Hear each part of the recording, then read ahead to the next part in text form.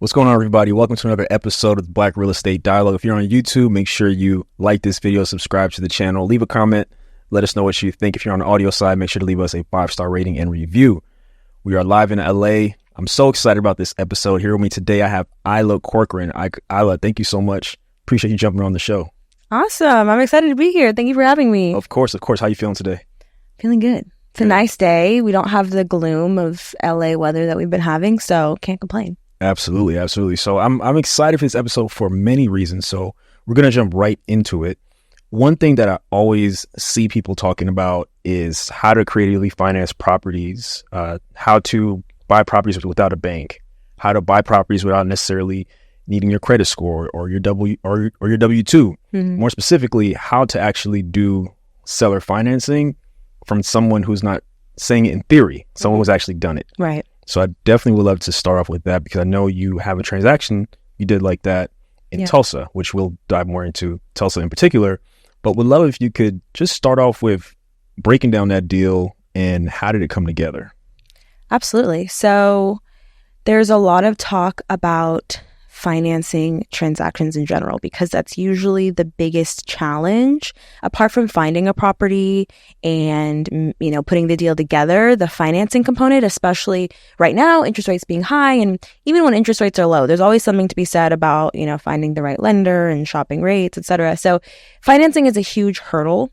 And as someone whose income primarily for the recent past few years has been contractor income or 1099 income, non-W2 income, essentially, there's even more challenges with qualifying. So, there's limits as to what you can do sometimes to get around them through the bank, because there's still a lot of measures they have to take to assess risk with a borrower.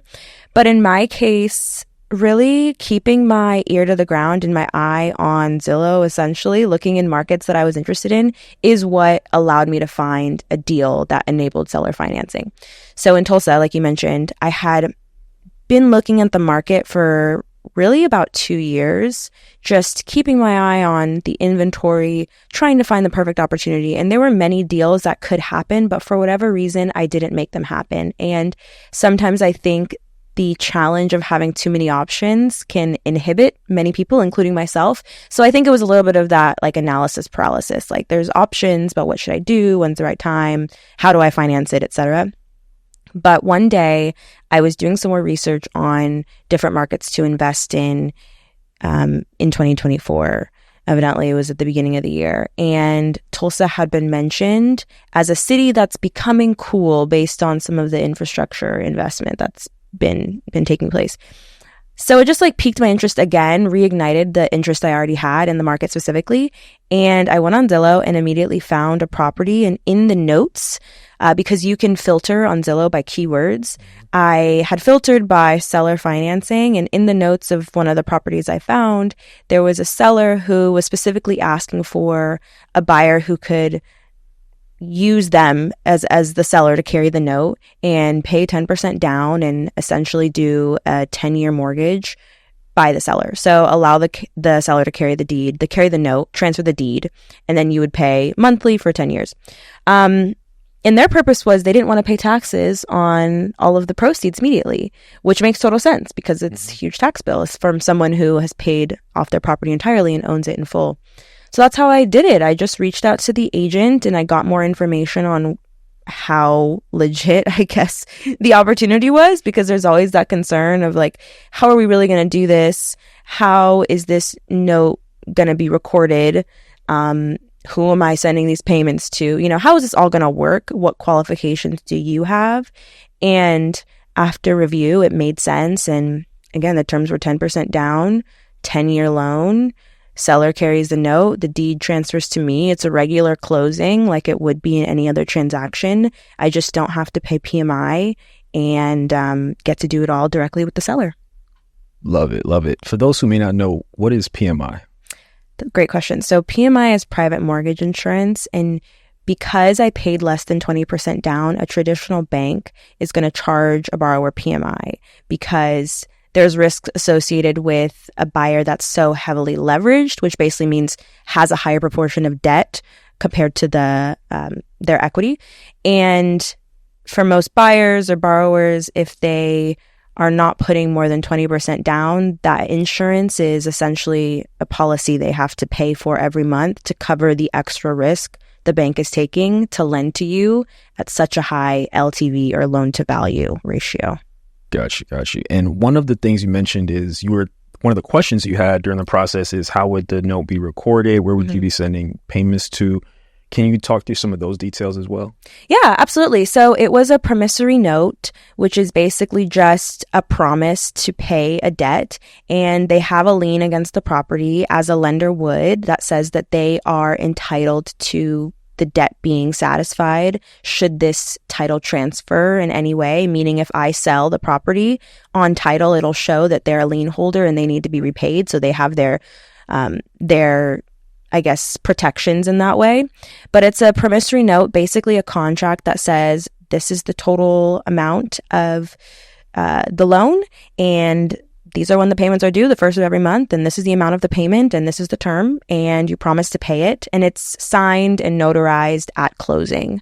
So similar to any other real estate transaction, instead of signing all those pages of lender paperwork, it was like a lot shorter, and it was still essentially saying the same thing, but just between me and the former owner directly. Love it. And what was the interest rate on that? The interest rate, I believe, was 6.75. Okay. So it was market interest. I bought it in January. So it was within market. But the good thing is it's a 10-year note. So the value I saw there was it's a shorter period of time, shorter amortization schedule, which means a shorter schedule for me to start paying off interest and then slowly paying off the actual loan.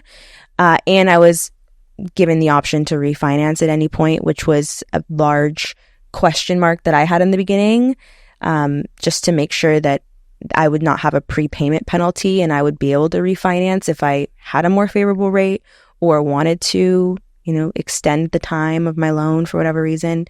But yes, it was 6.75%. Love that. And it's crazy because a lot of people talk about interest rates and things of that nature. I tell people that it's not really the rate. It's if you're trying to generate cash flow, if you can generate your return, I don't think the rate really matters. What are your thoughts on that? Every market has its own challenges and nuances. When rates were lower, prices were inflated and people were complaining that you're overpaying for a home because there's so many buyers, money is so cheap, and drives up the price, which, looking at like economic cycles, that is traditionally what happens when there's more money available for cheaper in the economy, in the world, or in the country. It's easier for people to buy more things, people spend more money, and prices go up. So it's the same thinking with real estate. So it just kind of depends what challenge you want to face. Do you want to overpay but pay less in interest, or do you want to pay fair market value, pay more in interest? And it's also relative because it's completely subjective, and I think your goal is the biggest factor. Meaning, if your goal is to own real estate, putting it off for a better rate doesn't get you any closer to a positive outcome because no one can see the future. And if you get a mortgage with a 10-year timeline or a 30-year timeline, once you get it, once those 10 years or 30 years pass, assuming you make your payments, you own it. Yeah. So if you can see that as your goal, assuming that is your goal, then the rate becomes a little less relevant, assuming you can cash flow or cover the mortgage at whatever number it's at. That makes sense. So at the end of the 10 years, will the debt be satisfied, or is there like a balloon payment at the end? How does that part work? Great question. There's no balloon payment. Okay. At the end of the 10 years, the debt is entirely satisfied. I have the option to refinance at any point if I want to replace my loan, but I'm really thinking that the way that I look at my strategy right now, the sooner I can pay off my properties, the better. And having a shorter loan timeline allows me to get closer to cash flowing more so. So that's how I'm looking at it right now. It's my goal. Love that. So it sounds like at a high level, folks can start on Zillow or like whatever their website of choice is and look in the notes for sale by owner or seller finance, something like that. And then, of course, like work with an attorney, make sure all the paperwork and the terms are, it just really depends like what you agree to with the seller. and go from there. Yeah, I'd say having great advisors if you're using a real estate agent, or if you're in an attorney closing state, or if you're using an attorney to review the paperwork, depending on whatever the circumstances and wherever you're looking, and your comfort in reviewing these kind of documents. My background being in real estate and having some experience with specialty finance in my career allowed me to, I think, take this on more comfortably. Not everyone has the same experience, but I wouldn't want anyone to shy away from it for that reason, because there's a great opportunities to find a good deal and make it come together in a kind of out of the box way, but still cover your bases and protect yourself. So yeah, to your point, like having your ear to the ground, always looking, always researching, looking for opportunities to invest or buy properties, because most of the times the right opportunities don't just come to you when you're expecting it. They kind of come, when they just do. So yeah, keeping your eyes open and finding the right advisors to help you make it happen. Awesome. Did the seller have an agent representing them? He did. Mm-hmm. How does a seller's agent get compensated in this kind of scenario? Because I don't think we've really covered too much with people doing like creative finance where there's agents involved. I've heard a lot, and we've had people, go direct to seller and kind of work it out between them. But I think it's interesting that an agent was involved. There was an agent involved, and the agent was compensated pretty standardly. They had a listing agreement. I think the commission rate was 5% total, split on both sides. Gotcha. But I actually let the seller's agent, the listing agent, represent me. Okay. So I negotiated a referral fee because I'm an agent. So I was able to get a referral fee from the listing agent for referring myself to them as a client. And that reduced some of my transaction costs and allowed them to represent both sides and maximize their commission. Oh, you got to break that down. I haven't heard that before. So you're an agent, of course, and you referred yourself to an agent who represented both sides. Walk through that, because I'm kind of blown away by that. Yeah. So basically, and I've done this a couple times in different circumstances. This circumstance specifically was unique because I was the buyer. So I came to the listing agent and I told them I was interested in buying the property, and I asked them if they'd be willing to submit an offer for me as a buyer. Now, not all states allow dual representation. This particular situation, it was allowed.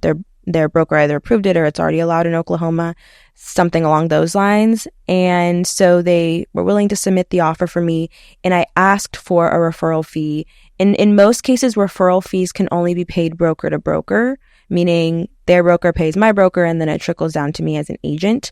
If I wasn't a licensed agent, I wouldn't be entitled to a referral fee. But because I was, it was really just a negotiation thing. I was like, hey, I'm an agent and I'm allowing you to represent me instead of going to another agent.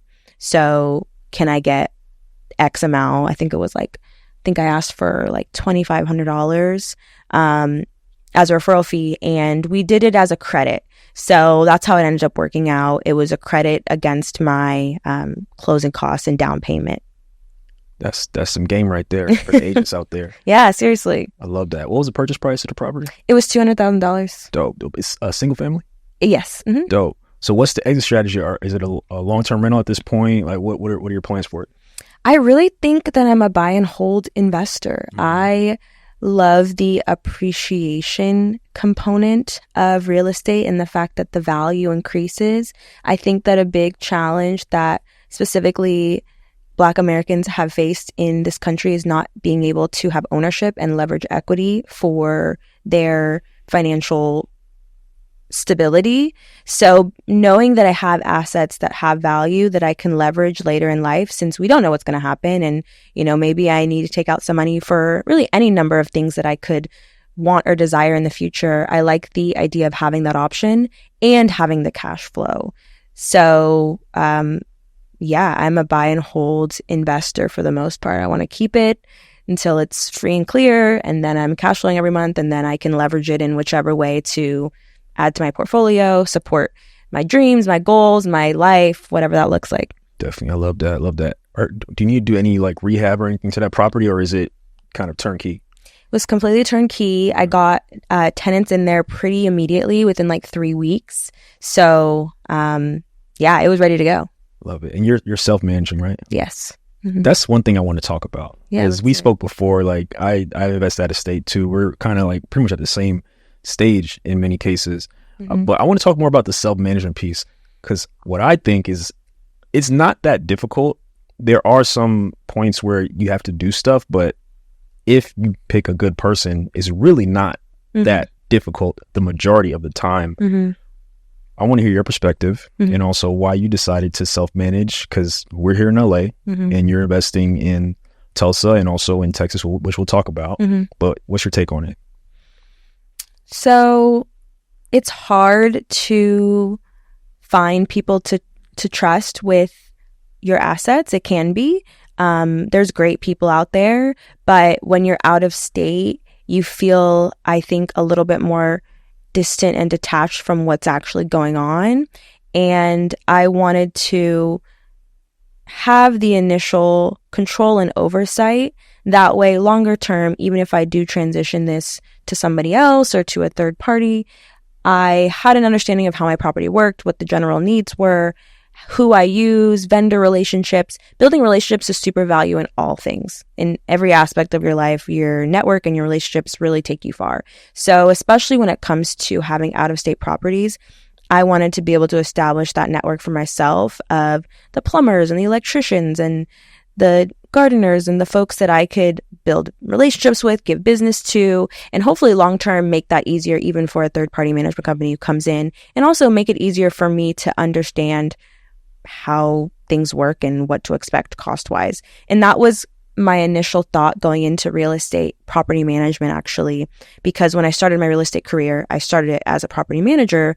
And my entire thinking was I need to be able to understand how to manage properties. That way, when I own my property, I'll be able to manage it and not get, ripped off or something. I was like kind of concerned about what that would look like, especially being a minority in the field and feeling like I want to know what I'm doing and protect myself. So I started with property management with the goal to be able to self-manage. So when I got my properties, I was like, okay, now I got to really, really go for it. And I think people would be surprised. People who haven't done it before would be surprised with how easy it can be. Of course, there are challenges. And when there are challenges, there's a huge range as to how dramatic they can be. But more often than not, knock on wood, it goes well. And most days are pretty seamless. So, yeah. We got a lot to unpack there. So your career start in property management, I think, is crucial, because your reasoning for it was when it's time for you to buy properties and manage properties, you'll know what to do. And I think it's great that you did that, because a lot of times people might have fear about those things and never do them, but you really leaned into it before you even were able to buy a property, and thereby preparing you for when your time came. So I think that's crucial, and I'm sure you learned a whole ton from that. I would love to hear from you, what are some tips you can provide to someone who wants to self-manage, whether they're local, whether they're long distance? What are some things they should have in place to make sure that they can run things efficiently? I'm also asking for myself too. Yeah. So I honestly think having a general mindset of creativity and being open to exploring different solutions really helps, because the biggest resources for me have been all the apps. Like, I've used Yelp and Thumbtack and TaskRabbit or Tasker or whatever it's called now, where basically you can have people run errands for you, and used Facebook Marketplace. I've had to furnish properties, just all the different apps and the things. Get acquainted with them, especially if you're out of state, and going into it as you're buying a property, know that you need to have some funds earmarked for ancillary needs or expenses. Both of my properties have been a little bit different. With my first property, I went a few different directions. I had roommates. I had it on Airbnb. I did it a few different ways, which required me to be a little bit more hands-on with like furnishing and utilities. With my second property, I pretty much listed it and said, tenant handles everything. I handle, provide making sure the space is ready for you when you move in. And kind of kept it a little bit more stripped down in terms of how much I was providing. So for that reason, like I've had to have different levels of involvement and different levels of investment as well, of time and money. But finding local resources and starting with those apps really helps you find local resources. So I really appreciated that. Also, whoever you use to represent you on your transaction, assuming you have a realtor or even if it's a listing agent for the property, try to build a rapport with them. They're local. They understand the market. They probably do some property management. They could probably help you with leasing. So those are the kind of things when I say like relationships and network has a lot of value, I would lean into whatever resources allow you to expand that network, especially in the beginning. I love that. And one thing I expected you to mention, I'm glad you did, was the importance of leveraging other people, leveraging technology and things like that, because you have your life here. You're not about to get on a plane to Tulsa or to Texas to take care of something somebody else could do, right? So I agree, and I think that's important. And I think also too, I'm with you on having, because they pay the utility, they take care of all that stuff, and I just need to make sure to fix stuff when it's broken. I think that makes it a lot easier. So I'm glad you mentioned that as well.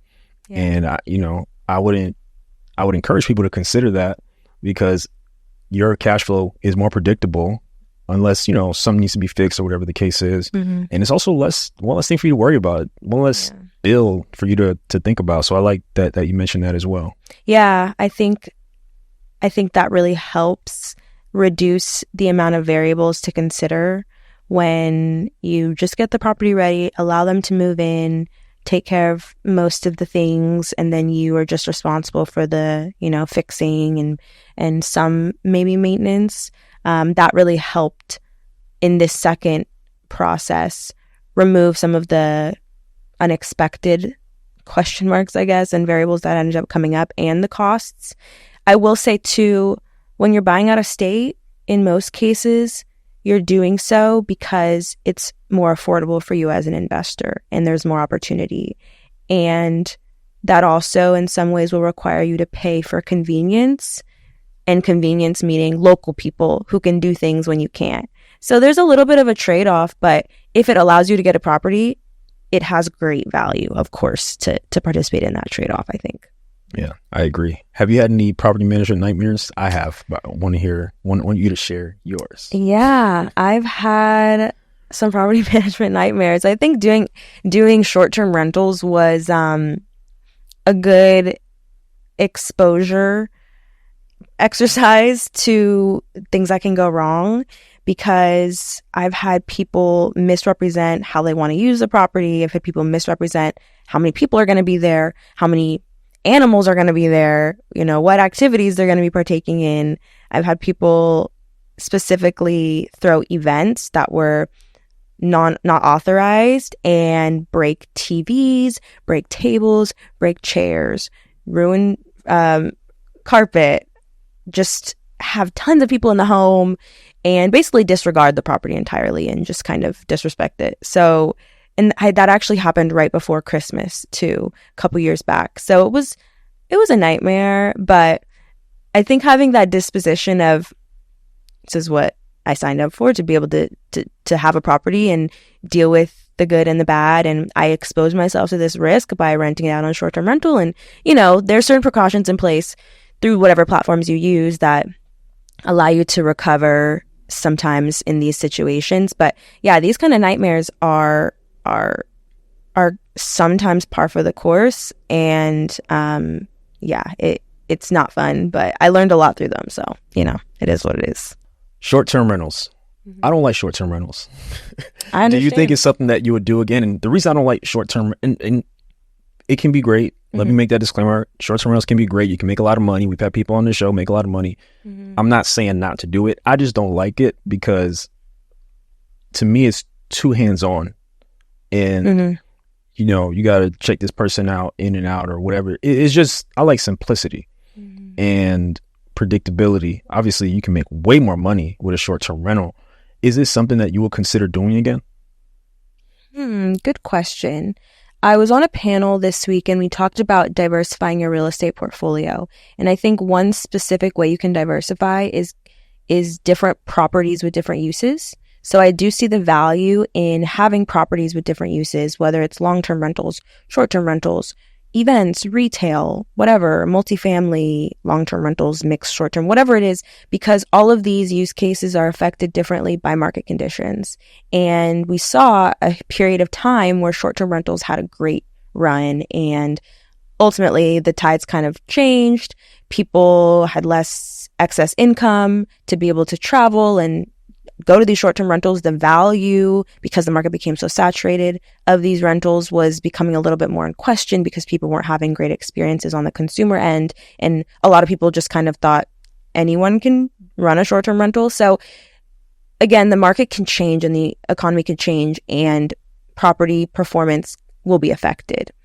I will say at that same time, a lot of folks were having challenges with renters because of COVID and how the eviction moratorium and other just the natural side effects of a global pandemic and really strenuous financial times we're having on individuals and renters and then homeowners, etc. So because of the ebb and flow of the market, I see where short-term rentals have provided value to property owners to leverage in times where other use cases for their property weren't as successful.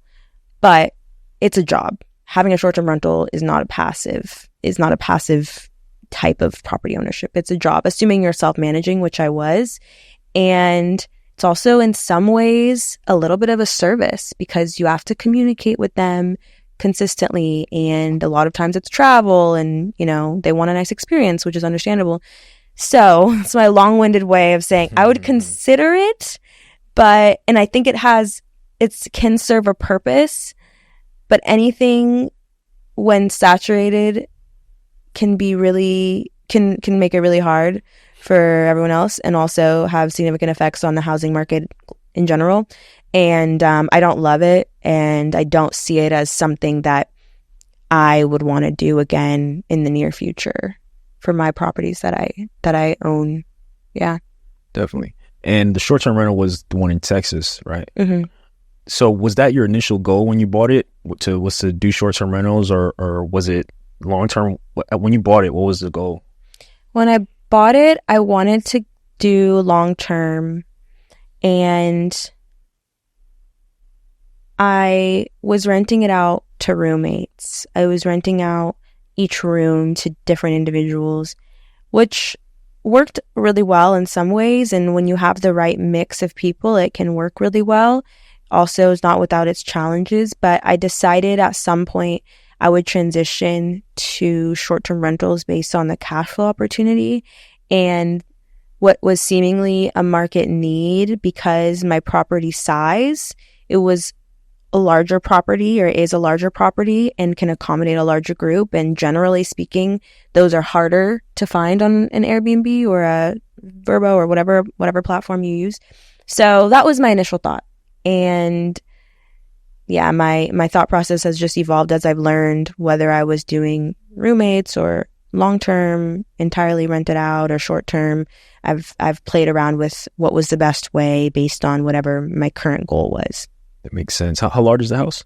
It's 4 bedrooms. Oh, that's pretty big. That's pretty big. And the reason I asked that is because I believe you did it the right way because your initial goal was long-term. Mm-hmm. There's honestly no harm in trying different stuff. Mm-hmm. You did the roommates, you did the short-term, and you still might do midterm one day in the future too. Mm-hmm. But it'll always work if you want to revert back to long-term. Mm-hmm. So I don't really see a downside in testing the different things to see what you want to do, knowing that the tried and true long-term rental it's still going to work. You're going to cash flow. You'll be fine. I think it's better for people to do it that way than to just buy a property with the sole purpose of using it as a short-term rental. And if the short-term rental is the only situation in which the numbers are going to work, that is a dangerous place to be. And to me, based on what I've seen over the last couple of years, it seems like a lot of people made that mistake of, I'm buying this property just for short-term rental.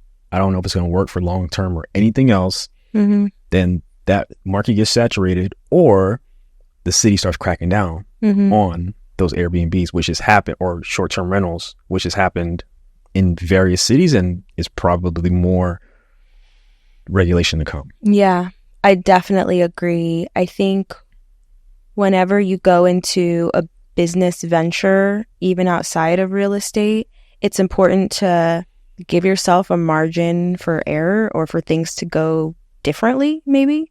Because I don't want to say wrong, because hopefully you learn from it and it helps you later. But I definitely bought the property with a margin for figuring out what was going to happen. Meaning, if I'm not cash flowing immediately, I would be fine. And I think more people should go into business ventures or real estate with the understanding or ability to withstand times where you're at a detriment or where you're at a loss, because many businesses are cyclical and will face downturns and will face, you have to account for vacancy, etc. So I agree. A lot of people went into the short-term rental market with this idea of get rich quick, or I'm going to make a ton of money and all I have to do is get an apartment and throw some furniture and whatever and hope for the best. But they didn't have a plan for if the best doesn't happen. And I think that's the big issue, is sometimes it's not going to go the best way. And if the best way is also the only way that it can work, yeah, you're setting yourself up for really no flexibility, no adaptability.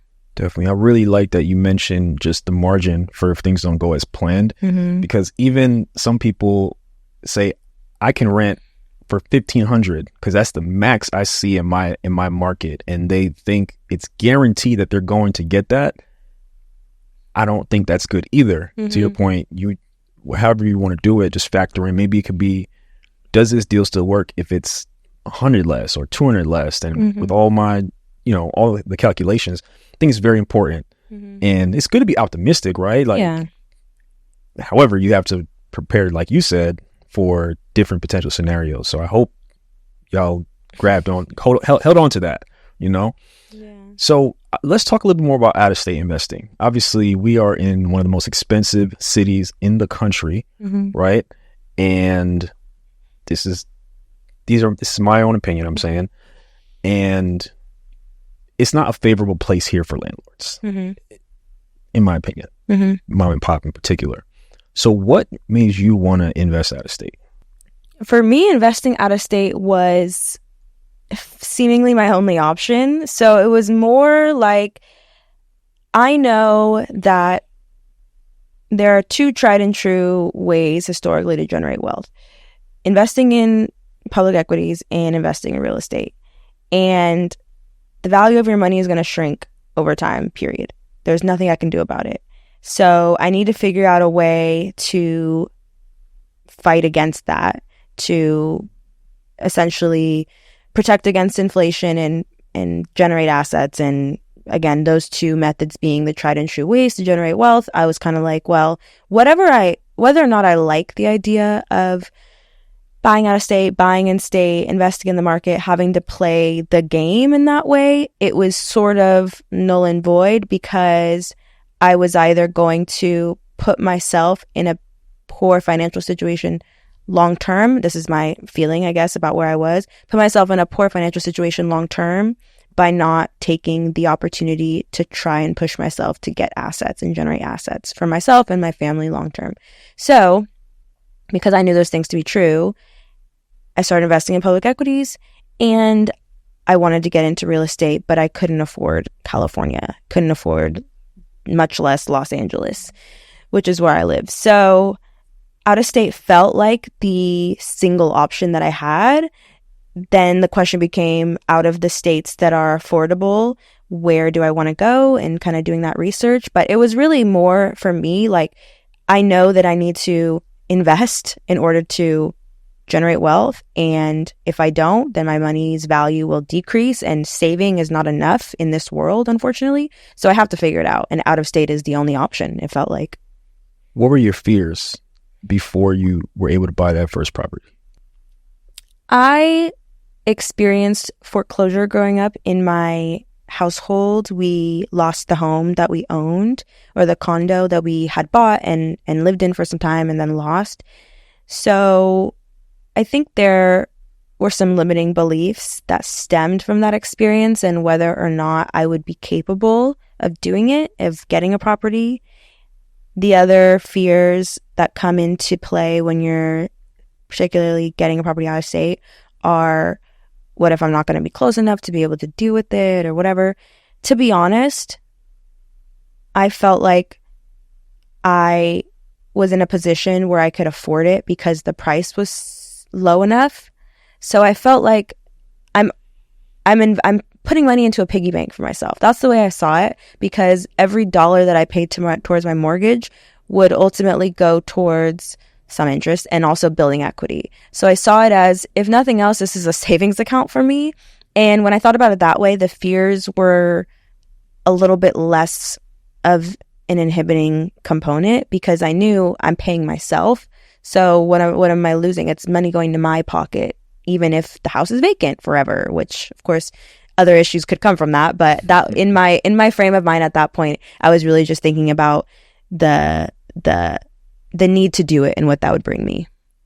I'm really glad thank you for your transparency. Yeah. And it's important for people to hear that, because the reality of it is, so many people watching are living in places where it's just, you can barely afford to buy groceries, right? So places like California, Miami, New York City, the Bay Area, Seattle, etc. So many people live in these places and they just feel stuck. And there's a way out through investing out of state, which I advocate heavily for, because to your point, it's important to invest in those assets. It's important to build that wealth. And similarly, when I was a kid, back in New York, we lost our home too, right? So I had that thought in my head too.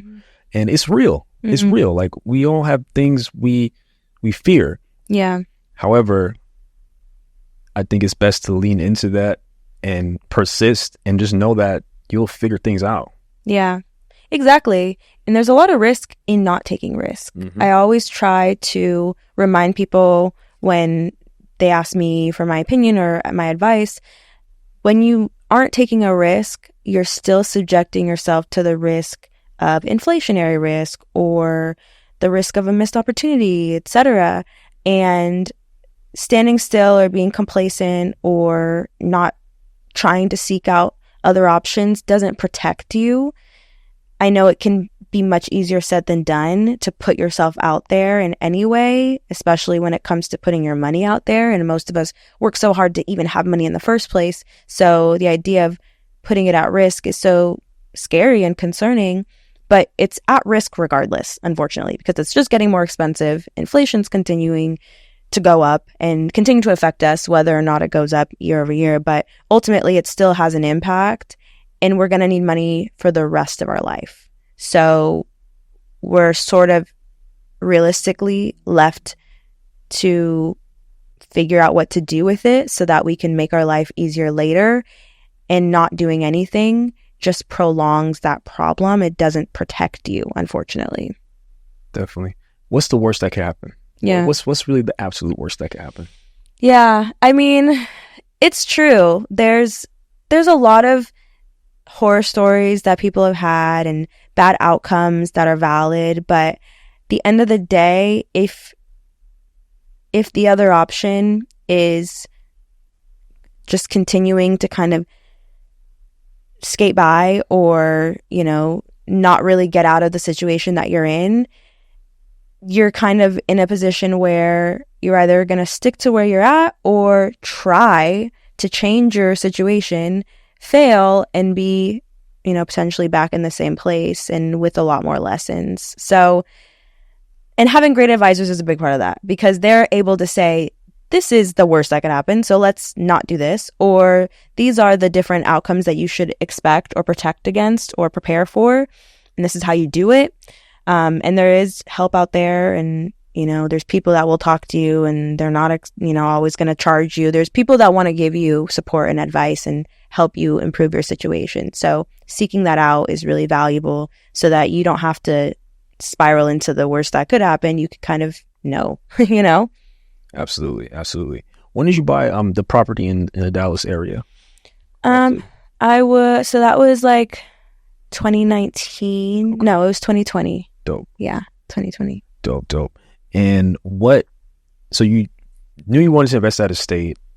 There's plenty of places where you can get started. What made you want to start in the Dallas area? It was 2020 when I reserved the lot, and then I closed at the beginning of 2021. And I had decided on Dallas because I had done some research on markets that had a lot of new infrastructure development, and Dallas was already pretty popular, but there were new incentives for people to move there, new companies that were headquartered there, new schools that were being built. In the particular suburb just on the outskirts of Dallas where I purchased, there was like 7 schools in the proximate area that were being built. So that was an indicator for me that families are coming here, people are being established here. This is a market that's getting built out. There's a lot of development here, period, not just of homes. So the opportunity for appreciation is present there. It's there. So that was my thought process around Dallas. It was close enough by plane that I felt comfortable because it wasn't on the East Coast or as far as, I guess, some of the other states I could have invested in.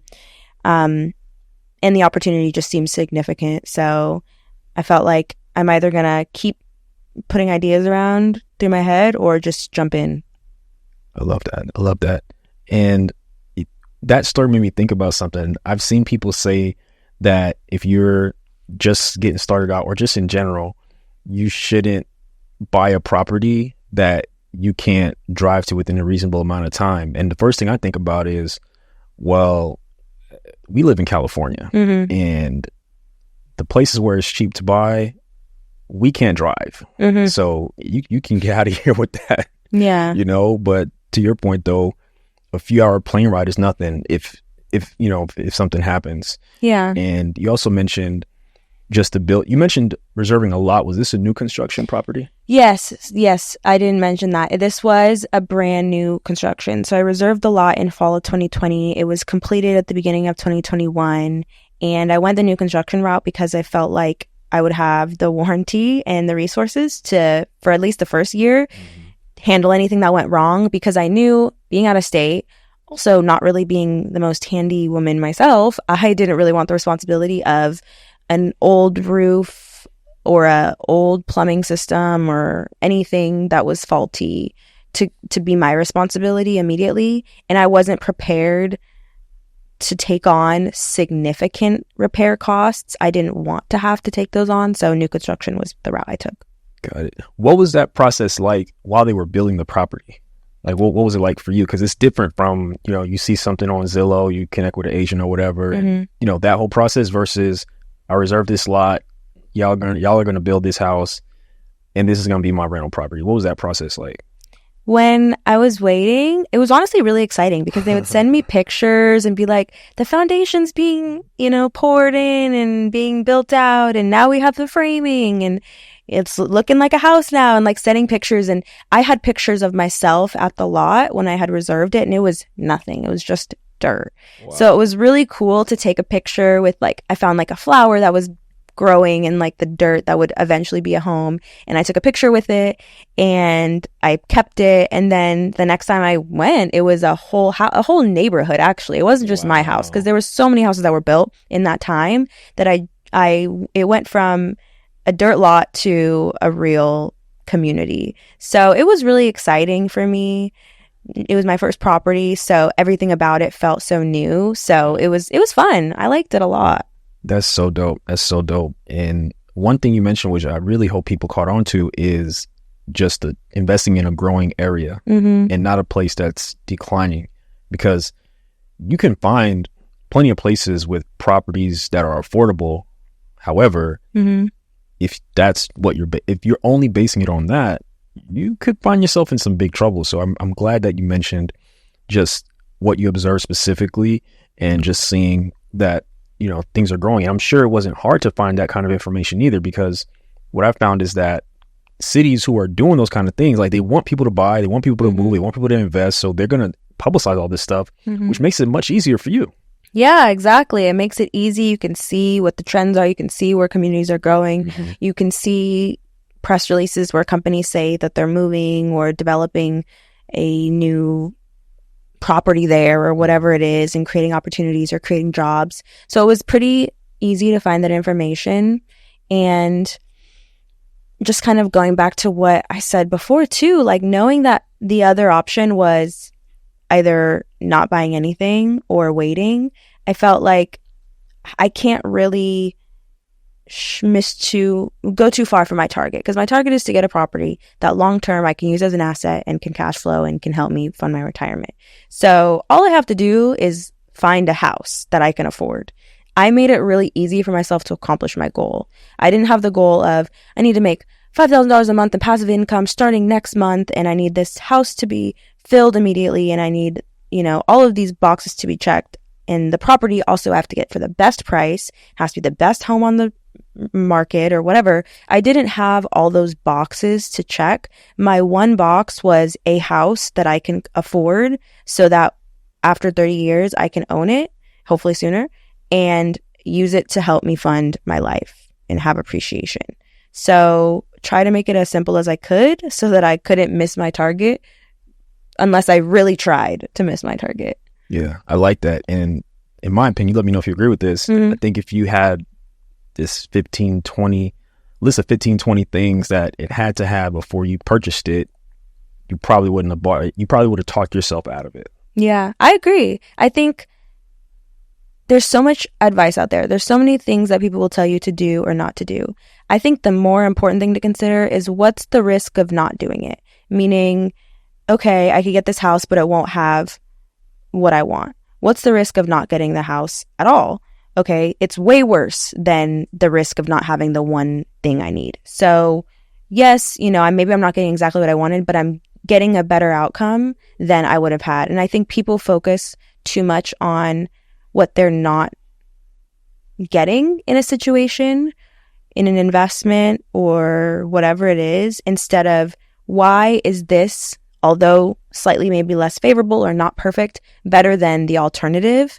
And when you weigh the options or the opportunity cost, usually the option that you have in front of you, even if it's not the most perfect, is potentially a lot better. So that's what I try to encourage myself to think about, because I do get overwhelmed when I have too many options in front of me. Very good self-awareness. Thank you. Thank you. Appreciate it. Definitely. So Dallas was first, then Tulsa. We touched on it a little bit, but of course, we know the significance Tulsa has in the Black community. What was it about Tulsa and where it's headed that got you really interested in expanding and making an investment there? When I was doing some research, I also saw, similarly to what I had seen in Dallas, that there was infrastructure investment that the municipality was supporting to build out the community. There's a lot of new programs, new companies and organizations that are headquartering in Tulsa or bringing people to Tulsa. And there's a lot of conscious investment into the community of Tulsa that I've seen. Plus, it was so affordable that I felt like even if this perception I have of the community being on the brink of an emergence from, maybe being less favorable or whatever it was, even if I'm not correct, I have so much time, I felt like, to see that investment build and mount. So I felt comfortable. Again, being a buy and hold investor, I have that long-term time horizon. So I have the flexibility to say, okay, even if, this home doesn't appreciate so significantly so quickly, I'm still on track. But I did see a lot of infrastructural investments being made, developments to the walkability of the community, the parks, the different things that make a community a community. And like you said, the Black history of it being Black Wall Street and being torn down and burned down, and the significance I think there is to reclaiming that Black excellence and ownership in the community. I think there's a lot of power in all those things. So I was super interested in the market for, I guess, multiple reasons. Definitely. So you're an agent, you're an investor, you do a whole lot of other things. What is it like being a Black woman in that space? Because there's not many doing what you're doing and what you're aspiring to continue doing in the future. Being a Black woman in the space is empowering, but it is not without, I guess, challenges. I mean, being a Black woman in general, I think there's that experience of being sometimes discredited or overlooked or not always considered or taken seriously. And I experienced that a lot, or I have experienced that a lot in my career and in different places I've been. But I try to reclaim that as my power. Being younger in certain communities or being a minority in that community, it can feel like the thing that makes me stick out or less valuable in sometimes other people's eyes. But when you kind of reclaim that as that's the what I can leverage as part of my identity and just who I am and my truth, I think has helped me kind of push through the imposter syndrome that can come with it. But I really enjoy being community minded and thinking about how the decisions I make as an individual investor, advisor, agent, etc., human impact my community. And I try to bring that consideration into spaces that I think that consideration has not been included. So I try to wield that as my power too, that I'm bringing a perspective that majority of people in this space might not have. And that is something to be proud of, and also a big responsibility that I get to I guess, hold. Yeah. Definitely. I love that. How has your career impacted your investing and just some of the things you want to do? And if you could just share a bit more about, because we only touched on a little bit what you do a whole lot. So if you could touch more on some of the other things you do as well. Yeah, I think so. I really feel like my career and who I am is rooted in my belief in housing and third spaces and community development. So I'm really passionate about those things. I dedicate a lot of my time to nonprofit work. Shout out to Imagine LA, local here in Los Angeles. We work with folks emerging from homelessness and supporting them, and also supporting the solution to the challenges that threaten housing stability or housing security for a lot of the community. So whether that's mental health challenges or living wage opportunities or access to certain information or resources, trying to address those needs as opposed to just putting a Band-Aid on an issue. So I try to dedicate a lot of my time to that work. I also really enjoy investing in other businesses, and I'm super interested in how hospitality and third spaces allow us as a community of all people, and including the Black community especially, to find support.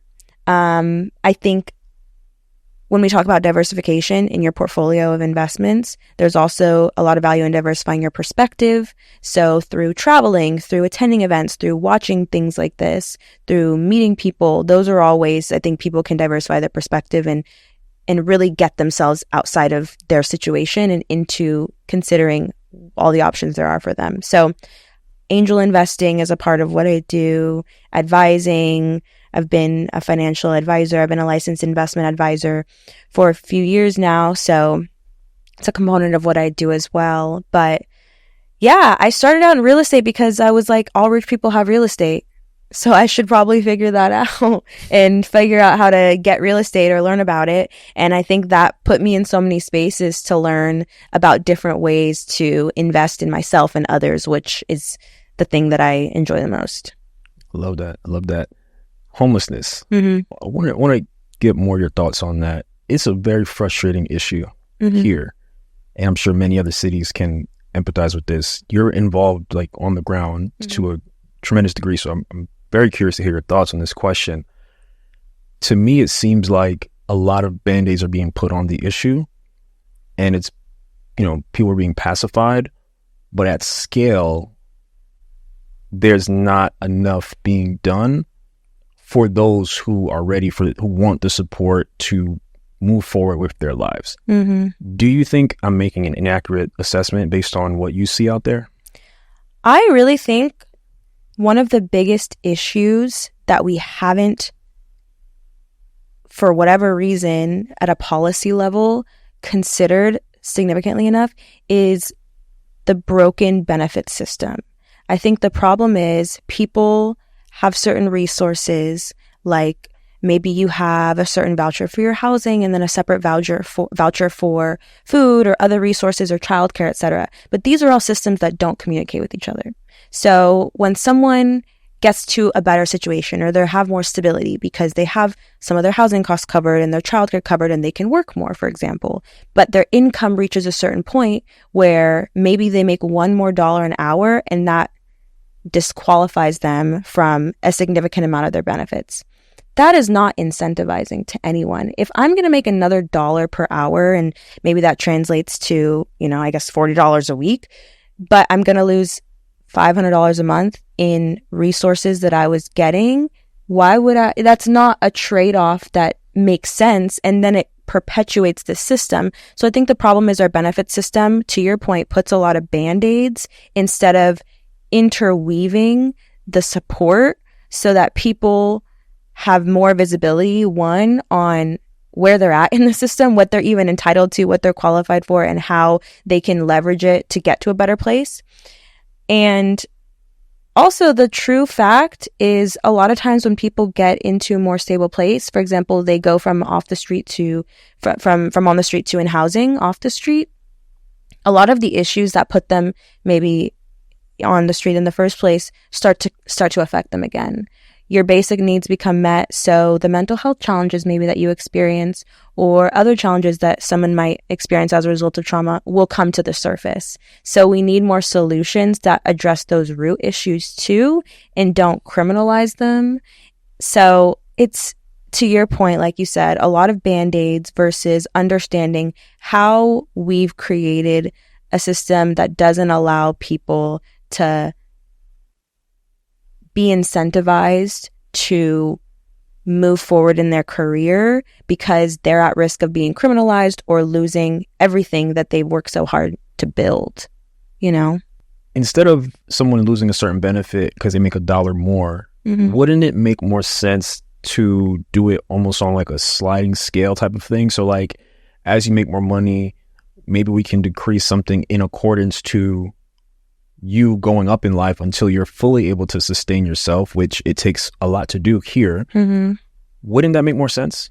To get the person to like independence? I totally agree. I definitely think a sliding scale would make sense. I also think a more honest conversation about living wages is important because people lose benefits when they reach wages that are still not living wages. So that's a huge problem because it's not a living wage for an individual, much less a family, which at least the population I work with tends to be exclusively families. So if you're losing significant amount of your benefits, also not making a minimum wage, I mean, people that do make a living wage in theory can't afford to buy in LA, can barely afford to rent in LA, and maybe are renting with roommates and still barely making it to pay for all the other needs they have. So it's not easy for anyone. Most Americans are not more than $600 away from a significant financial hardship. So if everyone's living paycheck to paycheck, why would we expect for people who are actively using the support of certain benefits to be able to manage a cliff where their benefits drop off so significantly? So I agree, a sliding scale makes more sense. Resources like mental health support and job training are really important. In communities I've worked with, we've seen families go through job programming, whether it's out of college or a sort of a trade school, and significantly increase their income, like by 111%. Wow. and truly end their cycle of poverty. And then that opens the door for someone else who can maybe use vouchers they were initially on. But they need to be able to support themselves truly in order for that cycle to kind of not perpetuate so much. Yeah, I like that a lot. And it's crazy because I look at data like all the time. And when I saw that the median household income in LA was 75,000 at the last census, an individual can barely get by with that in this city, right? And so if that's the median, then that means half of the people make less. Yeah. I don't know how people are making it. I really don't. Yeah, it's startling because the minimum income needed to sustain a living wage in LA is actually greater than the median household income. So that's a huge problem because if, again, half of the people are making less, plus even at the median, we're still not above the line of being able to cover our basic needs. We're all really grasping at straws on a consistent basis, and everyone is feeling the effects. Even the people that are above that income line, or below, we all are experiencing the effects of that reality. So it's unfortunate. Yeah. And the crazy thing is, we talked about, those transitioning, coming off the street and making $1 more and getting everything cut off. We can make you can make quite an argument that the household making that median income could use some support too. Mm-hmm. Yeah. Because depending on their situation, you could just be living hand to mouth, filling the gaps in with credit or payday loans or different stuff like that. It's just, it's just startling how the cost of living has gone up so much here and other places in relation to the wages, which have barely budged. You know, we could probably talk for hours about it, but it's a frustrating thing. It's a frustrating reality to confront, but it's awesome that you're doing your part to support people. Yeah, I appreciate that. I think lifting as we climb is a big part of my, I guess, values, wanting to feel like I'm not doing it for me, because I think we don't really individually win when, to your point, wages are not going up, cost of living and home prices and all the different indexes to measure where the economy is are indicating this huge upward trend, essentially a J curve, depending on, I guess, the timeline that you look at. But our wages have been really stagnant, and I can talk all day about, I was able to buy these properties, and if I talked about income or whatever metrics for success I have for myself, if I'm participating in the same system that is also creating all this turmoil and all these challenges, I think you become a little bit too disconnected from reality. And it's important to bring those things together and understand that we have some responsibility to try to at least understand what's going on and how we can use our experiences, whether it's by example or to provide resources or support. That's the key. Being more fragmented and isolated and individualized is not the key. Definitely. So the last question I have for you, take yourself back to that day when you were foreclosed on growing up, and thinking about where you are now. You have several properties, you'll be buying more, you're investing, you're helping people, you're an agent, you're doing very well. Thank you. How does it feel to be where you are now, reflecting back on that moment when you were younger? No one's ever asked me that question. I mean, it's amazing. I feel very thankful and blessed. And I think that experience is what started my career. And I didn't know it would. Of course, at that time, I felt like a real estate expert at the time because of moving so much.